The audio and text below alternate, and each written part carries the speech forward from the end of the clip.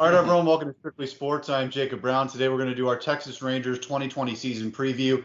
Joined here, as always, with Stephen Cashin. The Texas Rangers were 78 and 84 last season. We're going to do this how we always do it: additions and subtractions, lineup, bench, rotation, bullpen prospects. So here we go. Who did the Texas Rangers lose? They lost reliever Sean Kelly. He's still a free agent, actually. Pretty effective reliever. I'm kind of surprised he hasn't been picked up by anyone. They also lost Nate Jones to the Cincinnati Reds.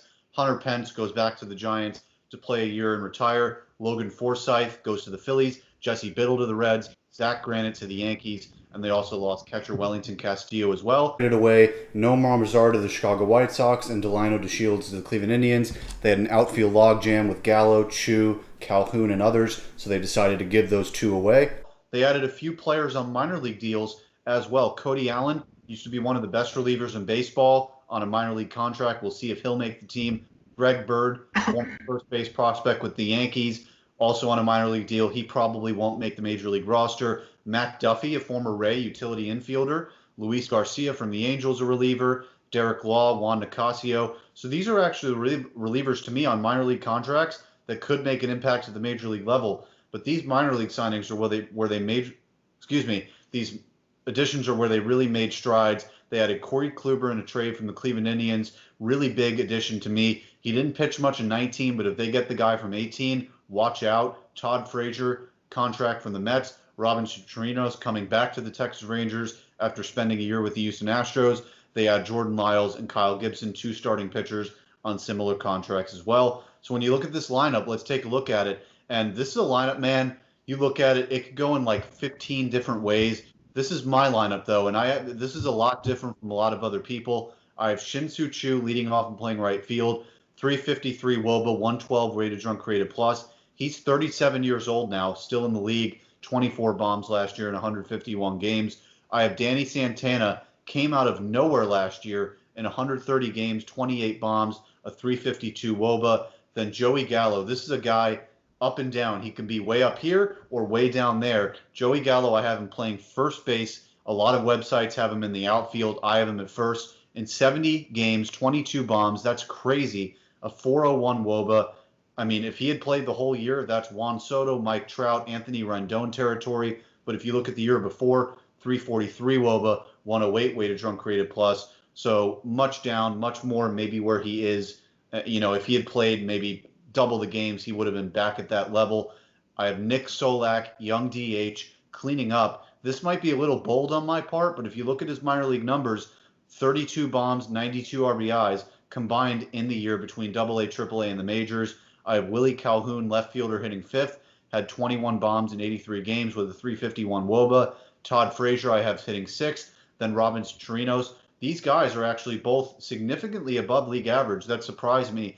But these guys at the bottom of the order hitting 8 and 9, they're pretty terrible. Rougned Odor, Elvis Andrus, and it's weird because these are two guys. When you think Texas Rangers, you think Andrus and Odor, and they're actually their worst players. Odor with a 302 WOBA, 77 weighted run created plus. Andrus with a 300 WOBA, 76 weighted run created plus. So these are guys that are actually pretty bad at the Buster Posey, Brandon Crawford level. What do you think of this Texas Rangers lineup, Steven?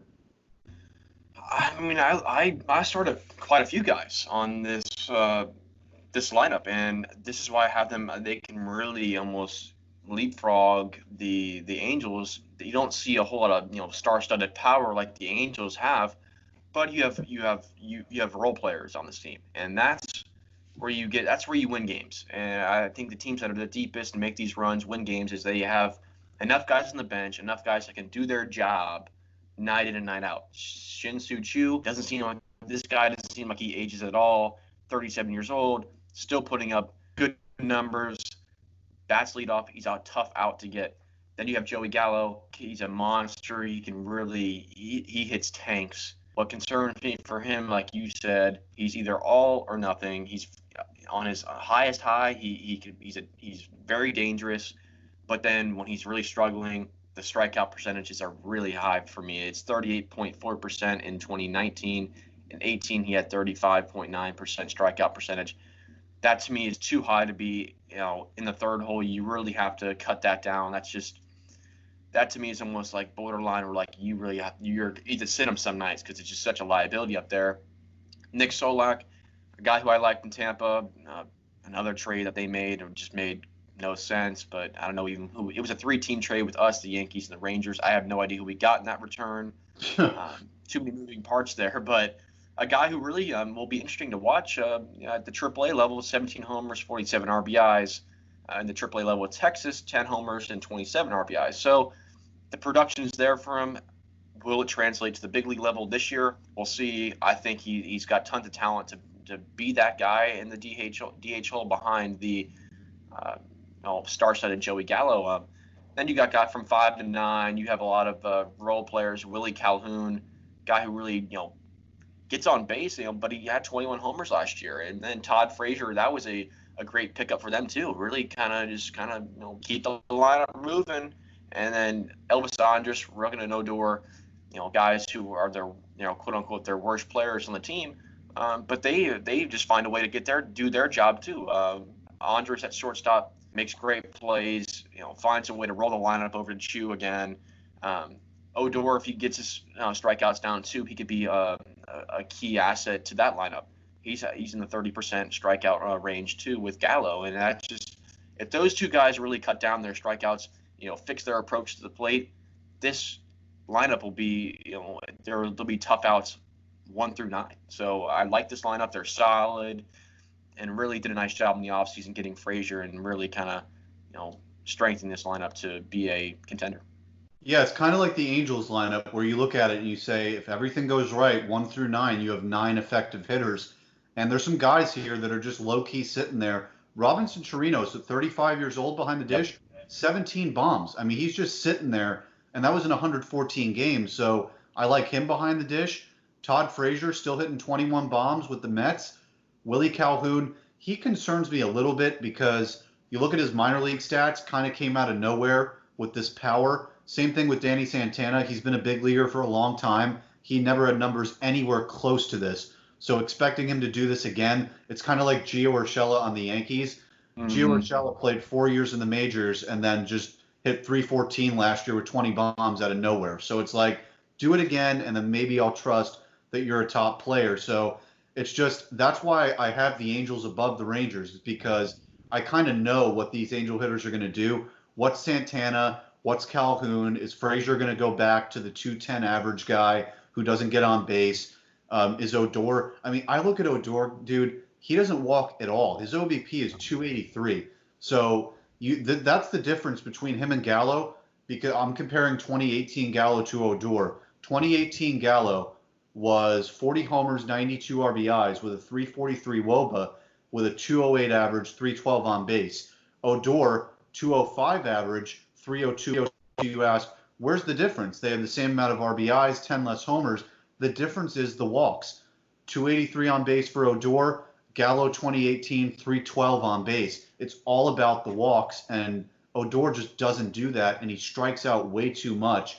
So he's going to have to do a lot to really just revamp how he hits the plate. Yeah, he's really got to work on his approaches, and I said that with Gallo too. It's like, when they're not, coming up to bat with the mindset I'm going to get on base, they're almost not easy outs, but if you have strikeout pitchers, you run into a guy like Garrett Cole, Blake Snell, anyone's number one guy, you're going to get out. They're easy holes guys to pitch around because they're really looking for one pitch. They want to get it out of the ballpark. If they really they stuck true on their approach, and I'm going to try to get on base. I'm going to work counts. I'm not going to be swinging for the fences every time. I'm not going to be that all or nothing guy that people say I am. If they really cut that down, really fix their approaches, then, they'll be great hitters. I mean, they've shown they can do it. 40 homers and 92 RBIs and 18 for Gallo, and Odor has that power potential, and he is almost a 100 RBI guy, but the strikeouts, if you're a scout from other teams, you're really looking at like, wow, there's some holes in those bats for those guys. And until they fix that, they're really not there yet. Yeah. I mean, according to Wave Drunk Creative Plus, he's 23% below league average. So a lot of room to make up there. You look at the bench, Ronald Guzman, and this is where I'm sure a lot of Texas Rangers fans, if you're listening to this, you're screaming at me right now. There was a first base competition going on at spring training between Ronald Guzman and Sam Travis. I have them both making the roster. But when I looked at this lineup, I said, why not just put Gallo at first base, a position he's played before, so that you can get Nick Solak into that lineup? Why are you trying to get a guy in Guzman, 306 WOBA, 80 weighted run created plus? You've got a guy in Solak, 30 bombs in between all three levels last year. Get him in the lineup. He's young. Yeah, you got to get him in the lineup. I mean, Solak is a guy that I said I liked him, and he was ready. He was big league ready, and it's showed. The numbers show that he's ready to go, and you got to get him reps right away. And you have safety net on the bench, and I said that about plenty of teams where if you have guys that you have that can spot him on days and times where he's not playing well, and that's going to happen. There's going to be growing pains with all these prospects. He's not going to come and rip the cover off the ball every single night and not going to be producing. There's going to be growing pains of slumps where he goes 10 games and he's not producing. And hey, sometimes you got to sit him and see the other side of the field. Then you can place him in there, but you've got to get him going from day one, see what he's about at the big league level, and get him going with these guys and mold him into that starting lineup. And I think that's the right move to put him in there. You look at Guzman. I mean, the WOBA and the weighted runs created plus below league average with the runs created plus. So you got to go with the guy. Solak, the youth is there. Get him going early and see what he's about. And that's one great thing about the DH position, because I have Solak DHing. I mean, from what I understand, I think Solak can play a bunch of different positions. He can play, I think, definitely second base. And correct me if I'm wrong, you probably know better than I do. I mean, third base, I think he can play outfield as well.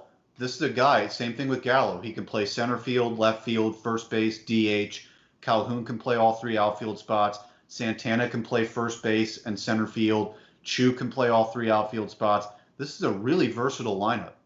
Yeah, they can tool it around. They're like they kind of replicate the Athletics' philosophy. They can really tool guys in and out in different spots and kind of mix and match that lineup, which is good because when you have guys that need to sit some days and they're taking days off in a you're on a long road trip, you got to move guys around. They can do it. They do it the right way, and you can move. In Solak, you were right. He plays second base, can play third, so you can move him. He's a really utility guy, which are great players to have on your depth chart nowadays, because the more positions you can play, the more you can tool around your lineup, spot them in different spots. You lead off, 8 spot, 9, whatever. I mean, they embrace the role wherever, whenever. So this lineup is very versatile, like you said, and can do some great things. And if you get, production out of guys that are young, you don't know what they're about yet. Not a whole lot of veterans on here. So, we'll see where this team takes itself. They can make it what they want, however these young guys approach their game, how they want to make it, that that'll really right the ship of where they're going to go this year. 100%. And I look at this rotation now, and this is really the strength of their team by far. They acquired Corey Kluber from the Cleveland Indians in a trade. Did not pitch last year. I'm just going to rule it out. He did pitch a little bit, not enough for me to look at and say that's Corey Kluber. So 2018 Kluber, by the way, 30 years old right now. You look at their top three starters, Kluber's 34, Mike Minor's 32, Lance Lynn's 33, and Kyle Gibson's 32. So they have a lot of 30-year-old starters in this rotation. Corey Kluber, though, 33 games started, 215 innings, 2.89 ERA, 9.29 Ks per nine, a total of 222 strikeouts. Doesn't give up a lot of homers either at 1.05. Then the southpaw Mike Minor, 32 games started last year, 208 in the third innings, with a 3.59 ERA, 4.25 FIP, 8.6 Ks per nine. Then Lance Lynn really had a tremendous year, 33 games started and 208 in a third, a 3.67 ERA with a 3.13 FIP. So that shows you maybe that ERA is actually not even showing how great he was.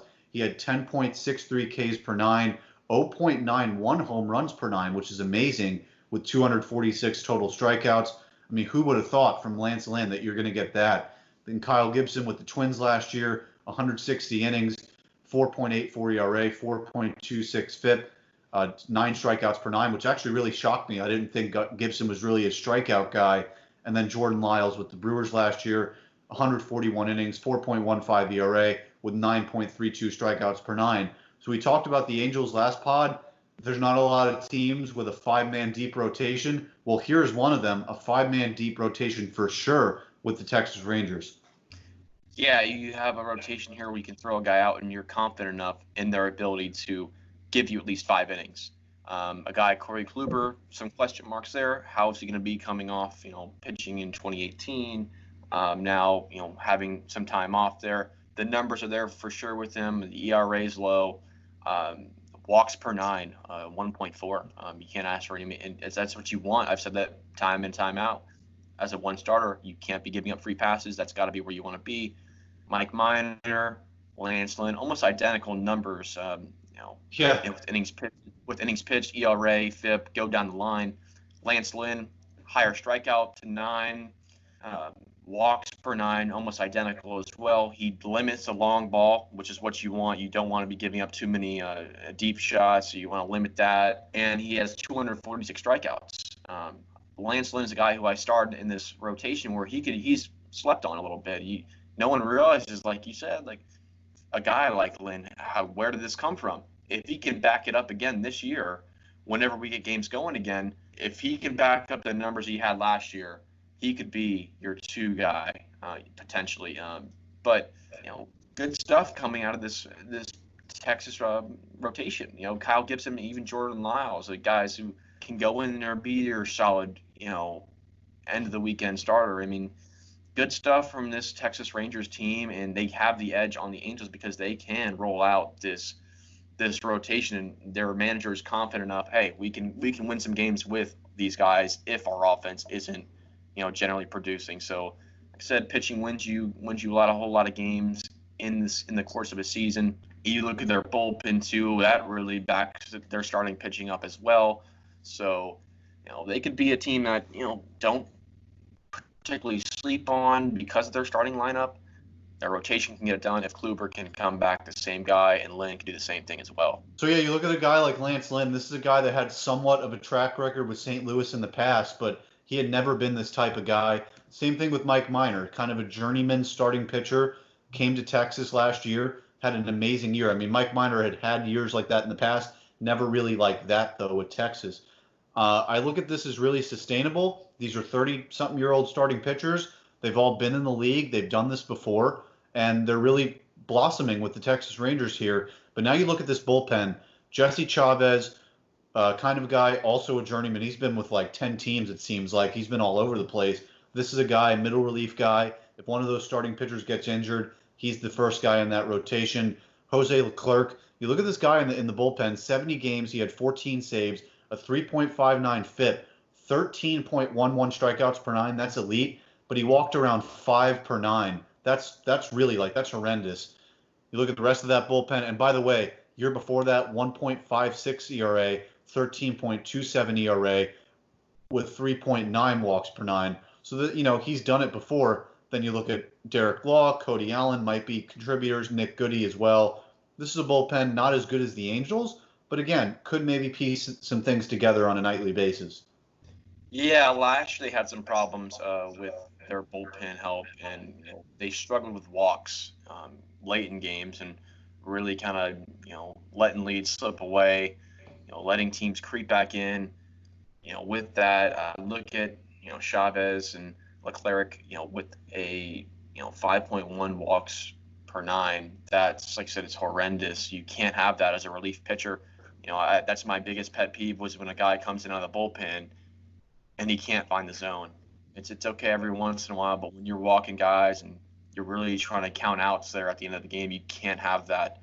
A guy, strikeout percentage is high, but giving up equally as many walks per a 9-inning start or 9-inning stretch of time. But you have a decent enough bullpen where you can, you get it all figured out, get guys in the right spots. That's the key. Getting guys where they're comfortable. Who's your bridge guy? Who's your setup man? And then your closer. Not as deep of a bullpen as the Angels, but it will get the job done. They have good enough guys where they can, come in after guys like Kluber, like Lynn, Lyles, and just and finish off their quality starts. So they have have the pieces to win games and have that formula to win. So they're in good shape, and they'll be neck and neck with the Angels there this season. Yeah, that's the thing. It's going to be who is it, Texas or the Angels? And it's rotation. You give advantage Texas.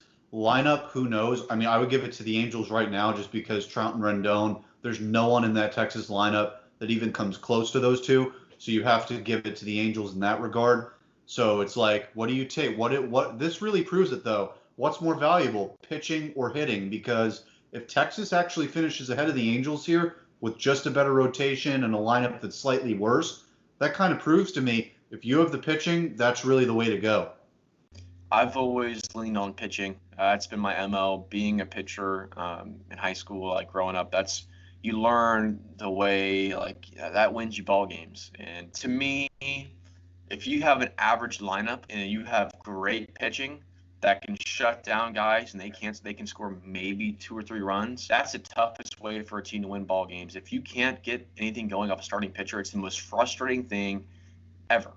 And if you have an average lineup that can score 4 or 5 runs a night, and then you have a really good starting rotation, you have a really good bullpen that can limit teams to 2 runs a game, you're going to win a whole lot of ball games, hands down. And to me, scoring runs is it's not easy, but you can manage that better than, trying to muster something on a pitcher that's really dominating and really locking you down. So pitching wins you games, and I really lean on pitching more than hitting in today's game. And it sounds crazy because the metrics and juiced baseballs, guys are hitting the ball out of the ballpark. You want to lean on the offense, but reverting back to the winning formula, you need pitching to get you deep into a postseason run, and we've seen that year in and year out. Yeah, and you also need young players too. And let's take a look at their prospects with the Texas Rangers. Number 55 MLB prospect, third baseman in Single A, Josh Jung, 22 years old. That concerns me. The fact that he's 22 and still in Single A, 2 homers, 28 RBIs in 44 games, and then catcher Sam Huff, also in Single A at 22 years old, number 74 MLB prospect, had 28 home runs. And also with them, no pitching prospects, just like the Angels. Kind of mind-boggling how you don't have any, but the way we talked about my minor league system ranking that we had back in the Mariners pod. We have the Texas Rangers at second to last in the league. Their APR 64, TPRP is 26. So this is a team that major league level, they have the rotation with a bunch of mid 30-year-old pitchers, but they have no pitchers on the way at all. Yeah, they're in the same boat as the Angels, and there's no help coming for them. So you gotta really maybe even dig down to who at the AAA level can be maybe a guy that you could find a diamond in the rough with, but no prospects that stand out at all. You look at the 2 guys they have who are position players, Josh Jung at third base and Sam Huff, 22 years old in Single A still. You kind of tilt your head. You look, Yeah. where's the development process? Where are they going? What's going on there? Huff with 28 homers in A-ball, and June with only 2 homers and 28 RBIs in A-ball. So you look at the numbers, may not be there yet. I don't know what's going on. I don't know where. That's the we don't follow these teams nearly as much as we do with our home teams, but you would like to see those guys being how old they are, maybe be in AA by the end of this year, or maybe start them in AA at some point. But you really gotta have this to see an accelerated development with them if you want them somewhere close to ready in the next coming years. Yeah, for sure. I completely agree with you there. So, Stephen, what would you give them for an off-season grade? I give them a B, B flat. I mean, it's just you did a good job of getting Kluber, Frazier. You got Chirinos, and you added depth to your lineup. Added Kluber, even though he had a year out with injuries, he's still Corey Kluber that we know as of right now on paper. But you did a good job in kind of really getting that rotation solidified. You got Jordan Lyles in free agency. So you did a nice job, and you got some guys to minor league deals like Matt Duffy, who that's another guy we didn't talk about. That guy can be plugged in, and when he's healthy, not with the injury bug, he could be placed in there, and he gets on base, has a good approach. But they did a nice job in the offseason adding guys to deepen their lineup. Yeah, I'd give them a B. I think, you had three starting pitchers. There's some teams like the Angels, they would have killed for even a Jordan Lyles or Kyle Gibson, and Texas took that away from a division rival. So I look at this Rangers team, that's a B solid. They didn't really add anything on the offensive side except for Matt Duffy, who really, he's been injury bugged for the last few years. But um, yeah, that's what I would give the Rangers here. And in terms of the division, I have them in fourth place. Again, like I said, I got to give the Angels the advantage right now because of Mike Trout and Anthony Rendon. But maybe this Ranger team can shock us with this pitching here. Where do you have the Rangers finishing in the division?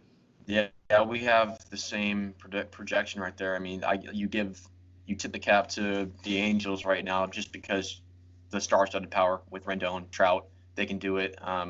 Yeah, the Rangers have pitching, but the they got to figure some things out with their lineup 1 through 9 per se, and but it's too close to call. Once the season gets rolling, obviously you can see some trends. Does their pitching work out? Do the Angels surprises with pitching? But right now I have them in the fourth place spot. But it'll be a competitive division. It's going to be one that'll be fun to watch. So, what do you think of the new stadium and new uniforms for the Texas Rangers? The stadium's awesome. Everyone's getting a new stadium besides the Rays, it seems like, and we can't move out of that dump over in St. Pete. But they did a nice job.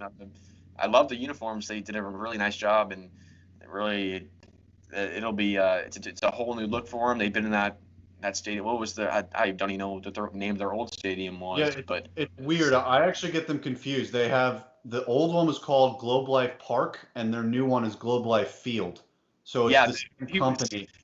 Yeah, so they were playing that park for a long time. It seemed like they were never going to leave there, but the new stadium's beautiful, and I can't wait. They're going to get an all-star game there soon with that new stadium built. But they did a really nice job in the offseason. Those uniforms are pretty clean. I like them a lot.